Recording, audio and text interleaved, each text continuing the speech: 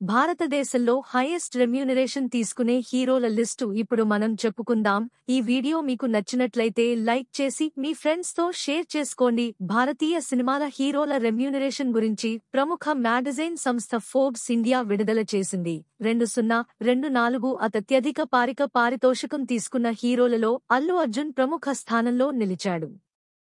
Pushpa 2 cinema కోసం అల్లు అర్జున్ 300 కోట్లు తీసుకుని అందరికంటే ముందు స్థానంలో మరియు టాప్ 1లో నిలిచాడు. తరువాత స్థానాల్లో ఎవరెవరున్నారో ఇప్పుడు మనం చెప్పుకుందాం. Tamil hero Vijay the greatest all time cinema కోసం లియో చిత్రాలకు 200 కోట్లు తీసుకున్నప్పటికీ రాబోయే సినిమా విజయ్ 69 సినిమా కోసం 275 కోట్లు తీసుకున్నారట.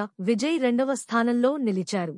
తర్వాతి స్థానంలో 3వ స్థానంలో Bollywood king Kong Shahrukh Khan donkey movie కోసం 150 నుంచి 250 కోట్లు తీసుకున్నారు. ఇంకా అమేజింగ్ యాక్షన్ తమిళ సూపర్ స్టార్ రజనీకాంత్ 150 నుంచి ఒక సినిమాకు 250 కోట్ల వరకు తీసుకుంటున్నారు. ఇంకా అమీర్ ఖాన్ ఒక్క సినిమాకు 100 నుంచి 250 కోట్ల వరకు తీసుకుంటున్నట్లు సమాచారం.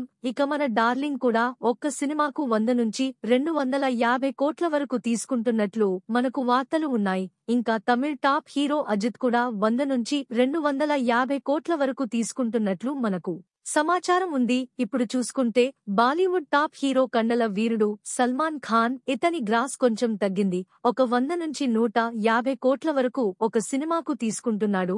మిగతా హీరో పోల్ చుకుంటే సల్మాన్ ఖాన్ కొంచెం తక్కువే తగ్గాడు కూడా. హిట్స్ లేనందువల్ల ఈయన గ్రాస్ తగ్గుతూ వస్తోంది.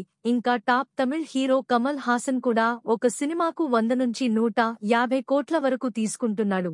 ఇక బాలీవుడ్ లో టాప్ హీరోలు ఒక్కడే నాకు అక్షయ్ కుమార్ ఒక సినిమాకు 65 కోట్ల నుంచి 140 కోట్ల వరకు ఒక సినిమాకు భారతదేశంలో తీసుకుంటున్నట్టు మన దగ్గర సమాచారం. బాలీవుడ్ కోలీవుడ్ లో టాలీవుడ్ల కంటే మన అల్లు అర్జున్ అత్యధిక పారితో తీసుకున్నాడు. సినిమాకు మాత్రమే 300 కోట్లు తీసుకున్నాడు. ఇలా టాలీవుడ్ బాలీవుడ్ కంటే మన అల్లు అర్జున్ టాప్ లో 300 కోట్లు తీసుకున్నాడు. మనకు చాలా గర్వకారణంగా ఉంది. ఈ వీడియో మీకు నచ్చినట్లయితే లైక్ చేసి మీ ఫ్రెండ్స్ తప్పకుండా షేర్ చేసుకోండి.